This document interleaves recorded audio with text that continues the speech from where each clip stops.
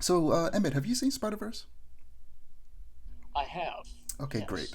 good. So we can, because we talked about Spider-Verse last week. We had a whole like 25-minute discussion about it. First minutes, the only the first 5 minutes were spoiler free, and then everything like the 20 minutes after that were spoiler filled. So Yeah. there are a few things that we didn't get a chance to talk about last week that I want to talk about now. And while we're at it, might as well get your opinion on the film as well. So spoiler alert, we're gonna be talking spoilers. So first things first, a few animators for the film have come out about unsustainable working conditions that caused approximately 100 artists to leave the film. These include demands to redo finished work uh, and potentially 11 hours a day for 7-day working weeks. According to the New York Vulture, and you know, as sad as it is to say, it's not surprising. Yeah. It's the crunch. Even though things have been getting slightly better in the world of animation and like video games, when it comes to crunch, it's still not great. And some studios still expected people to work more than they should, Mhm. and harm themselves in the process. And like they said, this resulted in hundreds, well, at least 100 people leaving the project, throughout its creation. And there were some like false rumors, I think, of the movie being delayed to like 2026 or something like that. I think those I have been follow. those have been disproven. It was in my notes at first, and then I did a little bit more research just to be sure. And it's I don't think it's true. I think it's still going to come out next year. I wouldn't be surprised if it still gets delayed till later next year, but Mhm. I think it's still going to be coming out next year. But yeah, I just wanted to make sure that we touched on that, and we'll talk about that a little bit more as it relates to the writer strike a little bit. So I don't want to go too deep into it, but I just felt like we needed to talk about that. Anything you guys have to say about that before we actually talk about the movie itself? It's just a shame because it's like all this praise that Spider Verse is getting, and then it's like, the crunch is eternal. Sad. Yeah. Yeah, I mean, it's just kind of one of those things where I'm like, I didn't, I wasn't thinking of it when I watched it, but it makes sense. Yeah, Mhm. for sure. Just based on what I know of how horribly animators are treated and stuff, and I wouldn't be surprised if they were working on this movie and the next one like back to back, Oh yeah, they like at the were. same time. That's been So, they've said oh, that. Mhm. okay, yeah. So then I mean, this one was already a long thing. That's a lot of like frames to be animating and stuff like that, and using different animation styles. So I wouldn't be surprised. Yeah, I mean that just makes sense. Would be leaving. Um, I wouldn't be surprised if the writer strike also results in this movie getting delayed. Yeah. yeah. Um, Uh, Something we didn't talk about in our review last week, or I guess the week before that, was that there's a lot of like queer undertones in this movie, and Mhm. something that I wanted to talk about last week, but there was just so much to cover in the last episode with a bunch of video game news and Spider Verse itself was was it DC's Pride anthology comic. And what I learned reading that comic, and I'll talk about that later because have time to talk about it this episode, is just the how inherently queer comics are in general. But Mhm. specifically in Spider Verse, a lot of people online pointed out just the use of what people call bisexual lighting, as well as Gwen very clearly having like I think protect Protect trans trans, kids. yeah, trans Yeah. kids flag like above her door frame in her room.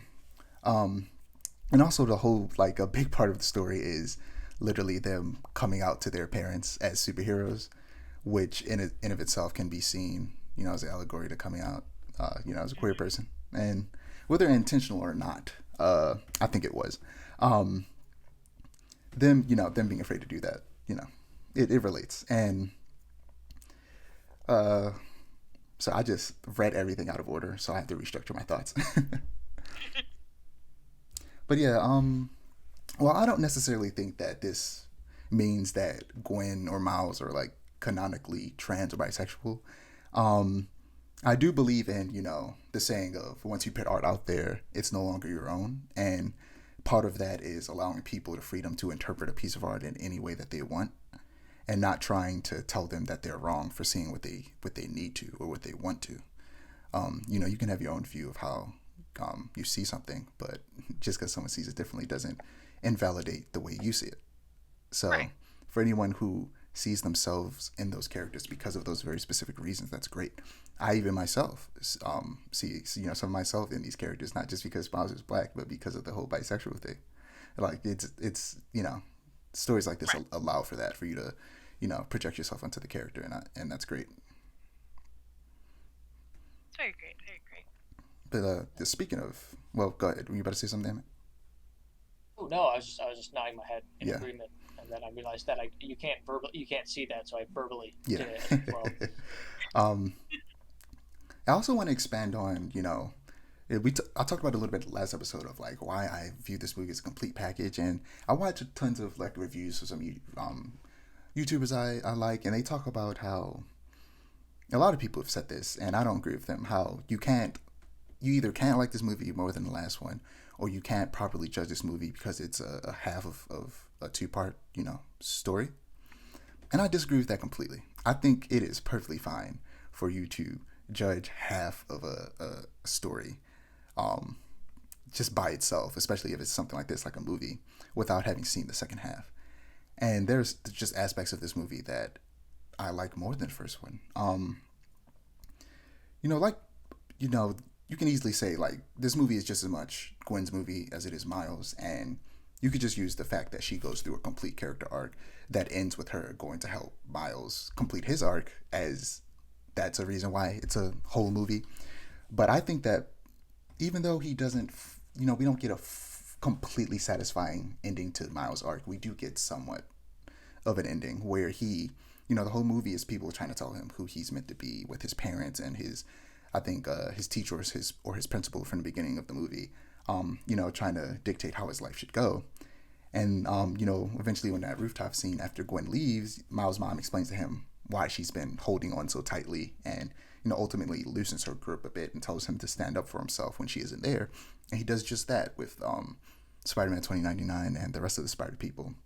And once he goes back to what he thinks is his universe, he reveals he's Spider-Man and, is unsatisfying because it wasn't actually his mom. But that was a complete arc. He went through that, and even though it technically didn't, technically wasn't complete because that wasn't his actual or his universe's mom. It still, it still did it, and he probably says, early on when fighting Miguel, "Nah, I'm gonna do my own thing," and fights what he believes to be right, and that really resonates with me. Like I said last episode, "Be yourself" is the tagline for this Miles Morales Spider-Man game, and they say in the last movie a lot, anyone can wear the mask. And just, "Nah, I'm going to do my own thing," being kind of the through line in these next two films, just fits and really hits home with me of just being yourself and doing what you want to do. And that combined with the racial and queer undertones, it just hit harder for me than the origin story of the first movie. The first movie is amazing and it's a masterclass in the hero's journey, but I connected more personally with this second film and its themes. Yeah, I agree with that. I find it interesting because I'm kind of in the middle of what you were saying with how like reviewers were saying that you can't judge this as a full movie yet, and with you saying that you kind of can, because I agree that there's like both Gwen and Miles have a full arc, but at the same time I don't see it as complete because like entire like jokes are set up, pay off. Yeah. I feel like entire characters don't have a full like even the villain, like he's in the movie for a bit and then he kind of disappears and he's kind of there. It would be like kind of like if Infinity War like had Thanos for a little bit at the beginning, then like he disappears for most of the movie and then pops up occasionally there and here, like so that's the one thing, it's that it's kind of like, though I think they did a good job with like Gwen and Miles. Yeah, it is more so the villains that we don't get a complete story Yeah, for. Like, and there's even definitely more to Miguel O'Hara's backstory that we're probably going to learn next movie. yeah. I mean, that's the thing. Even with Miguel and some of the other characters, I felt like they needed a little bit more too. Because this one, it felt, I don't know, because there are other part one movies. I mean, in reality, like, it isn't complete. There's, it's yeah, I can tell you were about to say it feels incomplete, and you're right because it's not. yeah, and maybe the thing is, Shoot, am I still on? Yeah. My computer. Oh, sorry, my computer just went black for a second. Sorry. The thing is, like, I don't know. Maybe I wouldn't feel as conflicted if they put a part one in the like. I had no idea that there was going to be a part two or anything like Yeah. that. I came in A lot of people didn't know mostly that. blind. And a lot of they Yeah. definitely did that on purpose because the thing is, I knew it was a part one because the original title of the movie was Across the Spider Verse Part One, You know what? and Yeah, I then remember that, and they I completely forgot. yeah they changed the name of the sequel to Beyond the Spider Verse, and a lot of people just forgot about that and or just didn't know that at all. So and that was Yeah, done on purpose. From what I understand, a reason they might have done that is because people are less likely to watch a part one if they know there's going to be a part two. So they Right. wanted to make sure that they got as many people in the theater as possible. right. I'm not sure. Like I get that like that's their reasoning, but I just don't think that's like the case because I don't know. There's a lot of like part one movies that are coming out, especially now the new Mission Impossible and stuff like that. Yeah, that's a part one too, isn't it? And was it that Yeah, Fast and Furious movie was a part one?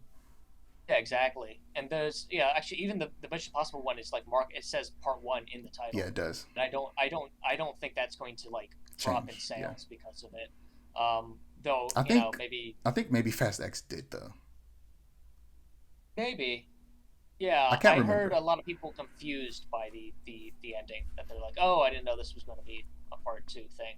I haven't seen it, but Yeah, because I don't think they call it a part one like Fast X, but like it's widely known that it's not only going to be two parts; it's going to be three parts, if I'm not three mistaken. parts. Yeah, essentially it's just Fast X, Fast 11, and Fast 12. Yeah, was it Fast X, Right. Fast what IX, Fast XI, or whatever, IX, or yeah, XI? Yeah, it's. XII.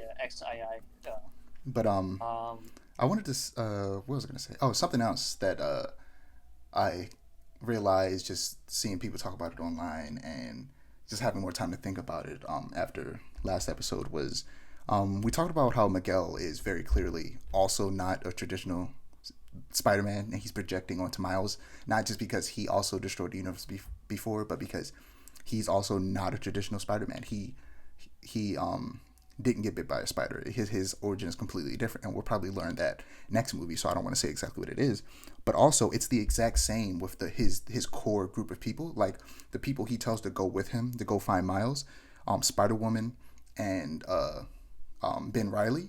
Neither of them are regular Spider people either. Ben Riley is a clone of Peter Parker, and Spider Woman did not become Spider Woman by getting bit by a spider or anything like that. So him and his entire close knit crew are people who are just like Miles and aren't traditional Spider people. But even then, there's also definitely a bit of jealousy there because even then Miles is more of a Spider Man than either of them because he actually got bit by the spider, I didn't think about it like that. and none of them did. None of them got bit by the spider.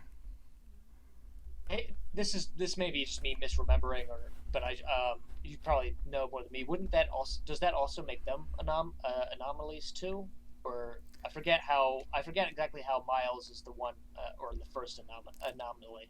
Yeah, I forget what he calls him, but the reality is, it's just clear that his logic is flawed, and that he's working off of just like wrong logic. Because another thing is, he says like, if you do this, the world would be destroyed, but we haven't gotten any examples of that. Evidence of that. Because we didn't see what actually happened in his universe. We didn't see what happened, like why not his universe, but the universe he went to have a kid. We don't know what happened to that universe. We just know that he went there and it got destroyed.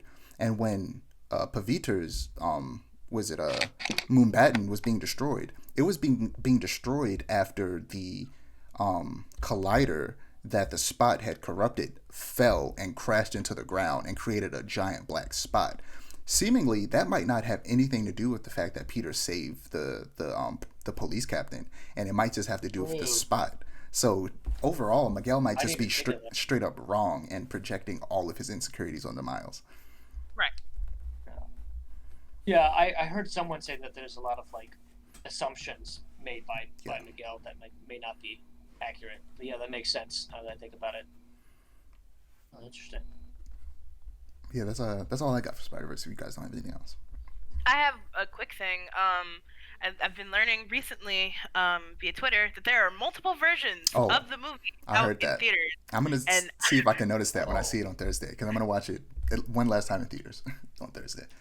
And I'm wondering, how are they going to stream this movie? I'm so scared that I'm never going to be able to see the same version of Spider-Verse that I saw in theaters ever You again. know what? That's terrifying. It'd be funny if when you watch it on the streaming service, it rotates which version of the movie it plays. That would be neat.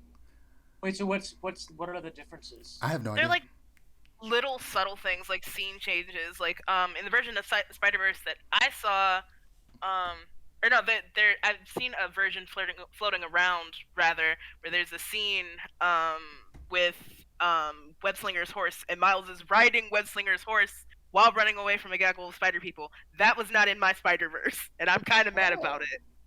I had that one in my Spider-Verse. I don't think I've seen that either. I thought, yeah, he was riding a horse. I remember that. That's weird. I'm gonna have to see if I notice anything different when I watch it. Soon. Interesting. Maybe maybe I don't know. Maybe I'll see another one that fixes all the problems I have with it. It's just a completely different movie. Yeah, it's different. Yeah. But I was thinking, like they've having a. It's not the only time like a movie's done that where they've had like multiple variations in different like theaters.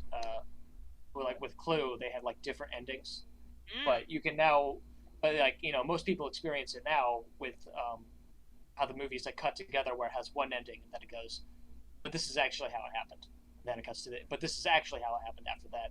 But I don't know how they would do it with this one because it seems like the cuts are kind of in the middle of the intermediate with the I wouldn't be movie surprised if it's like just a collection of like scenes that were meant to be all together in the same scene, but they were like cut out for time and like placed in different versions of it. So it might just be a complete scene that in like a physical release or a streaming version of it, it's just a full scene that plays out and has all of those different pieces put together. Right. Maybe.